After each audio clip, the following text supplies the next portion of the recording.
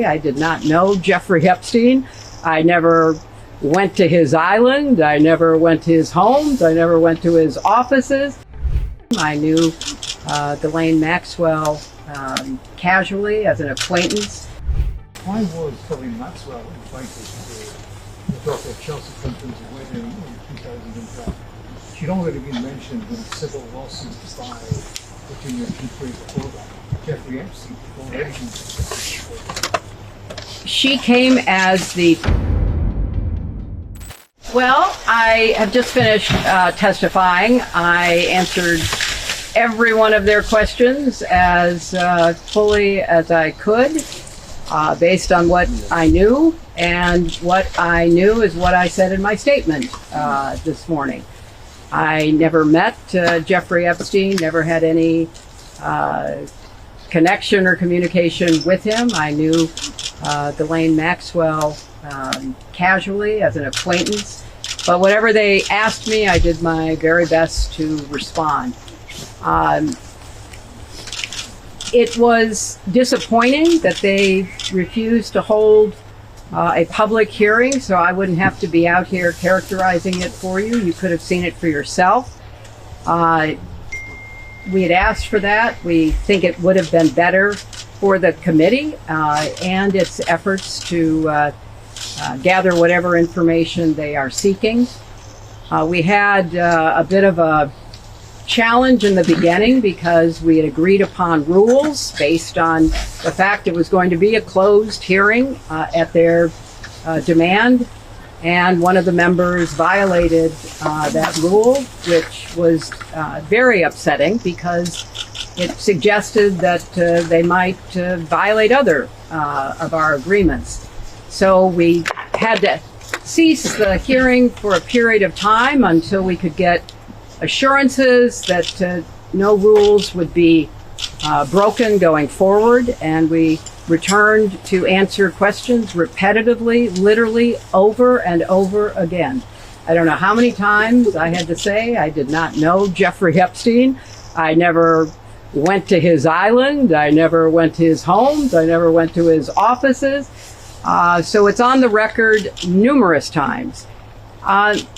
It then got, at the end, quite unusual because I started being asked about UFOs and a series of questions about Pizzagate, one of the most vile, bogus conspiracy theories that was propagated on the internet, that was serving as the basis of a member's questions to me. So I can only say that the best exchange that I had came at the very end, when, contrary to every other deposition they have taken, no Republican member asked any questions about Jeffrey Epstein or Ghislaine Maxwell to anyone else they have deposed. And in fact, the Republican members didn't even show up for the deposition of Les Wexner. And when I said that, I had to point out that the only questions that any Republican member asked of any of the people they deposed was of former Attorney General Bill Barr, when Chairman Comer asked him about the allegations, in his view, about Russia's involvement in my election in 2016. So at the very end of this hearing, after I made that point, I want to commend Chairman Comer for raising a series of significant questions that I responded to about the nature of the investigation and the areas that I thought should be explored. So I appreciated that. I want to see the truth come out.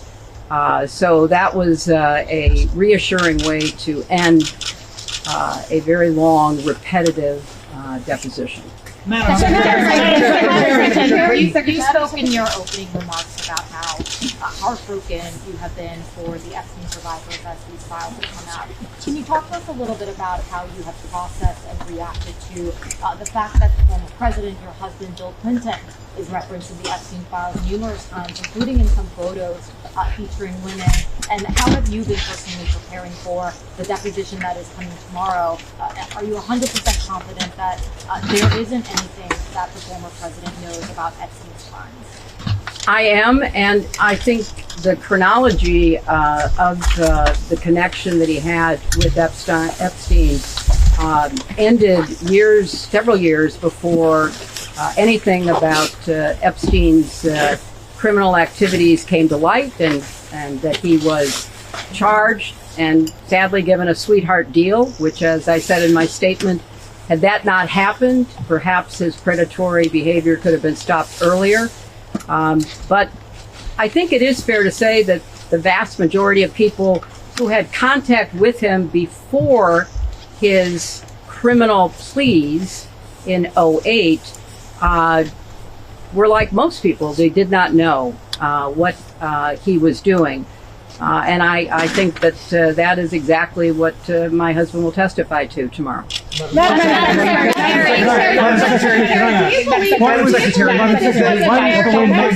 do you believe this was a fair hearing? And do you still want to testify publicly, even though you gave this deposition? Oh, I'm not going to do it again. They had a chance to do it in public, and I wish they had done it in public. And I think they're making the wrong decision, avoiding doing it in public.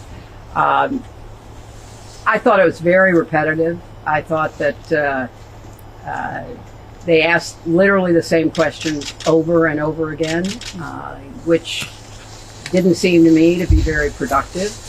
And then, as I said, toward the end, there were other questions that were totally off subject.